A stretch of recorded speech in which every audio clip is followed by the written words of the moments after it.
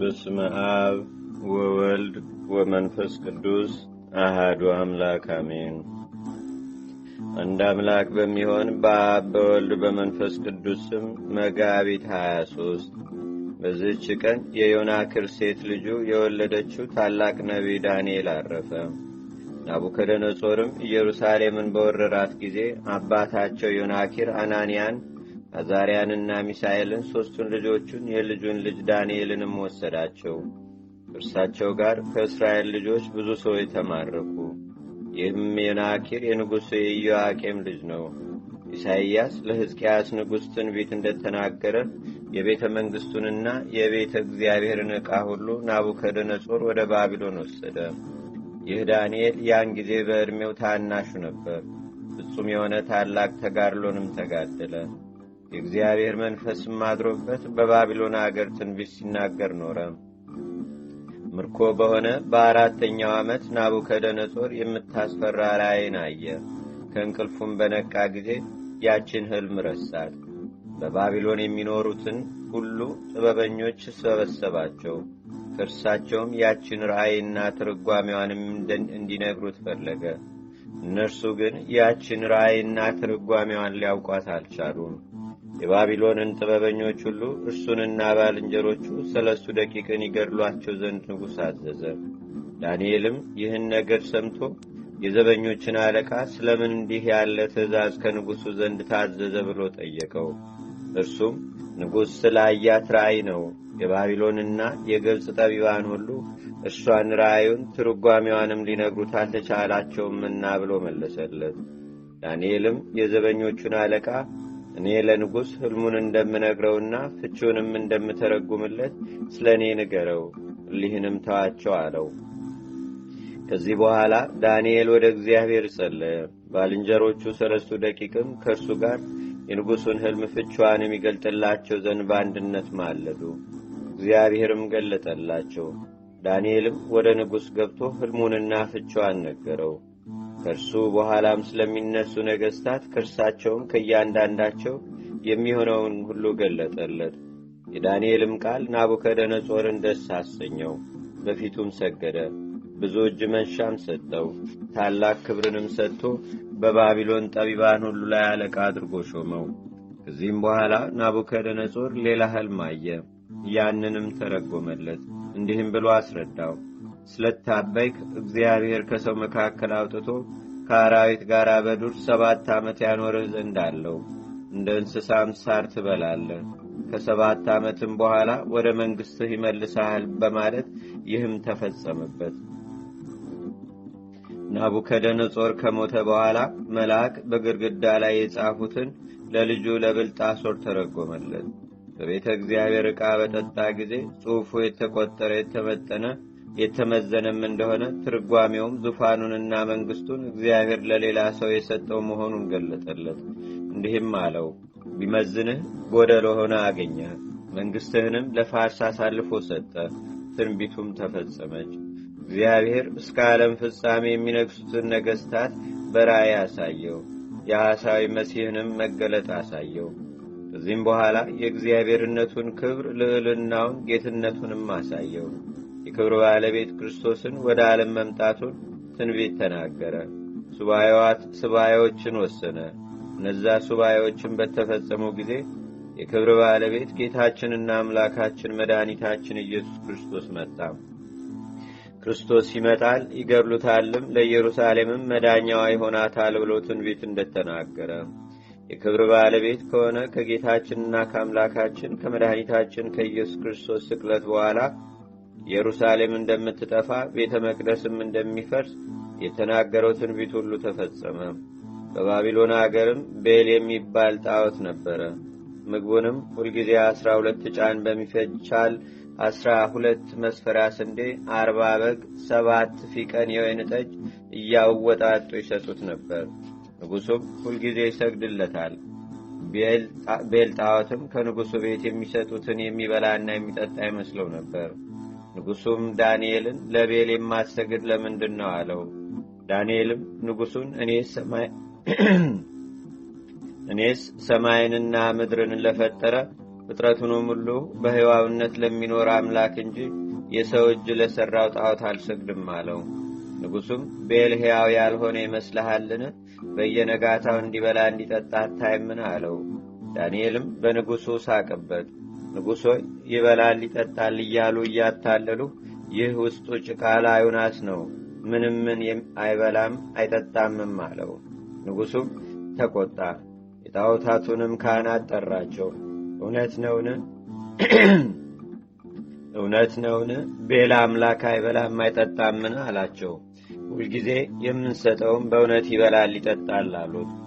ከዚህም በኋላ በመሸ ጊዜ ከጣዖቱ ዘንድ መብሉንና መጠጡን ሁሉ ንጉሡ እየተመለከተ ካህናቱ አስቀምጠው ወጡ።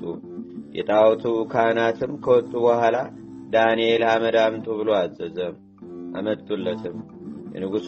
ንጉሡም ከዚያ ሆኖ እያየ በጣዖቱ ቤት ውስጥ ነሰነሰው። ንጉሡም በቁልፉ ከዳንኤል ጋር በአንድነት ቆለፉት። አትመውትም ወደ ማደሪያቸው ሄዱ። የጣዖቱ ካህናት ግን ከምድር በታች ውስጥ ለውስጥ መግቢያ ቀዳዳ ነበራቸው። ከሚስቶቻቸውና ከልጆቻቸው ጋር በሌሊት በዚያ ገብተው በሉ፣ ጠጡ፣ በመጡበትም ተመለሱ። በማግስቱም ንጉሡ ወጥቶ የጣዖቱን ቤት ከፈተ። ራሱ ካኖረው መብሎች ምንም አላገኘም። ንጉሡም ቤል ሆይ ፈጣሪ ዳንኤልን ያሳፈርከው አንተ ገናና ነህ ብሎ ጮኸ። ዳንኤልም ሳቀ። ለንጉሡም የወንዶችና የሴቶች የልጆችንም ፍለጋቸውን በአመድ ላይ አሳየው። ንጉሡም የጣዖቱን ካህናት ይዞ መረመራቸው። እነርሱም ውስጥ ለውስጥ ተሰውረው የሚገቡበትንና የሚወጡበትንም ለንጉሡ አሳዩት። ያን ጊዜ ንጉሡ ተቆጥቶ የጣዖታቱን ካህናት ከሚስቶቻቸውና ከልጆቻቸው ጋር ገደላቸው። ጣዖቱንም ለዳንኤል ሰጠው። ዳንኤልም ሰበረው፣ ምኵራቡንም አፈረሰ። ከዚህ በኋላ ደግሞ የባቢሎን ሰዎች የሚያመልኩትና የሚሰግዱለት ታላቅ ዘንዶ ነበር። ንጉሡም ዳንኤልን ይህንንስ አምላክ አይደለም ትለዋለህን? እነሆ ሕያው ነው፣ ይበላል ይጠጣል፣ ናስ ነው ትለው ዘንድ አትችልምና ስገድለት እንጂ አለው። ዳንኤልም ለንጉሡ እንዲህ ብሎ መለሰለት፣ እኔስ በሕያውነት ከሚኖር ከእግዚአብሔር በቀር ለሌላ አልሰግድም። ግን ያለ ሰይፍና ያለ በትር ይህንን ከይሲ ገድለው ዘንድ አሰናብተኝ አለው። ንጉሡም አሰናበትኩህ አለው። ዳንኤልም ጠጉርና አደሮ ማር ወስዶ እንደ እንቁላልም አድበል ብሎ በእሳት አጋለው። በሞራው ጠቅልሎም ለከይሲው አጎረሰው። በዋጠውም ጊዜ ሆዱ ተሰንጥቆ ሞተ። ዳንኤልም የባቢሎን ሰዎች ሆይ አምላካችሁን ተመልከቱ አላቸው። የባቢሎንም ሰዎች በሰሙ ጊዜ እጅግ ተቆጡ።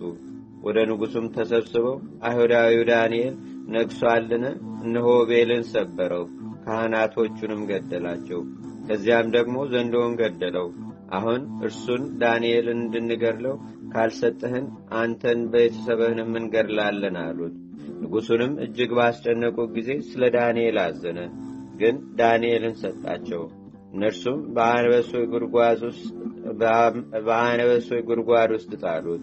በዚያም 7 ቀን ኖረ። ከረሃብ ጽናትም የተነሳ እንዲበሉት በሌላ ጊዜ የሚሰጧቸውን በእነዚያ ቀኖች ምን አልሰጧቸውም ነበር። እግዚአብሔርም መልአኩን ወደ ዕንባቆም ላከው። እርሱም በኢየሩሳሌም ውስጥ ለአጫጆች ምሳ ተሸክሞ ሲሄድ በራስ ጠጉሩ ተሸከመው። ወስዶም ዳንኤል ባለበት ጉድጓድ ውስጥ አኖረው። ዳንኤልም ተመግቦ እግዚአብሔርን አመሰገነው። በዕንባቆምም ቃል ተረጋጋ። በዚያችም ሰዓት እግዚአብሔር የላከው መልአክ ወደ አገሩ ወደ ኢየሩሳሌም መልሶ አደረሰው። በሰባተኛይቱ ቀንም ስለ ዳንኤል እያለቀሰ ንጉሡ ወደ ጉድጓዱ መጣ። ዳንኤል ሙቶ አንበሶች የበሉት መስሎት ነበርና። ወደ ጉድጓዱም ሲመለከት ዳንኤልን አየው። አንበሶችም እንደ ድመቶች እግሮቹን እየላሱ ከእግሮቹ በታች ጥፍጥፍ ብለው ተኝተው ነበር። ንጉሡም እግሮቹን እስከሚልሱ እንደ ድመቶች አንበሶችን ያገረመለትና ያስገዛለት የዳንኤል አምላክ ታላቅ ነው ብሎ ከፍ ባለ ድምፅ ጮኸ። በዚያን ጊዜ ዳንኤልን ከጉድጓድ እንዲያወጡት፣ እነዚያንም የዳንኤልን ጠላቶች ይዘው ለአንበሶች ወደ ጉድጓዱ እንዲጥሏቸው ንጉሡ አዘዘ። ወዲያው እነዚያ አንበሶች በንጉሡ ፊት በሏቸው። ዳንኤልም የእስራኤል ልጆች ወደ ኢየሩሳሌም እስከሚመለሱበት ጊዜ በባቢሎን ኖረ። እርሷም 70 ዘመን ናት። ከዚያም በኋላ በሰላም በፍቅር አረፈ። በጸሎቱ የምትገኝ በረከቱ በአገራችን በኢትዮጵያ በሕዝበ ክርስቲያኑ ሁሉ ላይ ለዘላለሙ አድሮ ይኑር፣ አሜን። ሰላም ለዳንኤል እንተፈከረ በቃሉ ሕልመ ንጉሥ ስውረ እንዘትርጓሜሁ ያተሉ ተዘኪሮሙ ረድኤተ ወዘተውበቶ ተዘኪሮሙ ረድኤተ ዘተውበቶም ላይሉ ሶበ በጸሎት አምላከ ዳንኤል ይብሉ ማፋናብ ድህኑ ሰማይታት ሁሉም። በዚችም ቀን በጌታችን ላይ ሊመክሩ የአይሁድ ማኅበር በቀያፋ ቤት ተሰበሰቡ። ይቅርታውና ቸርነቱም ከእኛ ጋር ለዘላለሙ አድሮ ይኑር፣ አሜን። ለእግዚአብሔርም ምስጋና ይሁን። እኛንም በቅዱሳን መላእክት፣ ጻድቃን፣ ሰማዕታት፣ ደናግል፣ መነኮሳት፣ አበው ቀደምት ይልቁንም በሁለት ወገን ድንግል በምትሆን በእመቤታችን በቅድስተ ቅዱሳን በድንግል ማርያም ረድኤትና በረከት አማላጅነቷን በአገራችን በኢትዮጵያ በሕዝበ ክርስቲያን ሁሉ ላይ ለዘላለሙ አድሮ ይኑር፣ አሜን። ዛቅረብኩ ማሌታ አዘኪረ ይላፈ ምለተጸምዱከ ዘልፈ ለላነብብ ተወከ ዘንዴቴ መጽሐፈ እንተረሰይከ እግዚኦ ጸሪቀ መለት ውኩፈ ምላቡ ውላን ዘተርፈ ነቢያት፣ ቅዱሳን፣ ሐዋርያት፣ ሰባኪያን፣ ሰማዕቶ፣ ጻድቃን፣ ደናግል፣ አዲ ወመነኮሳት ኢራን ባርኩ ባርኮ ጉባኤ ዛቲ መካስ ካረጋይ ሊቁኑስ ሕፃን ለዘጻፎ በክርታስ ወለዛ ጻፎን ዘይደርስ ለዛ አንበቦ ለዘተርጎሞ በልሳን አዲስ ወለዘሰማ ቃሉ በዝነ መንፈስ በጸሎተሙ ማርያም አራቂተ ኩሉም ባይ ስቡረ ማረነ ኢየሱስ ክርስቶስ አቡነ ዘበሰማያት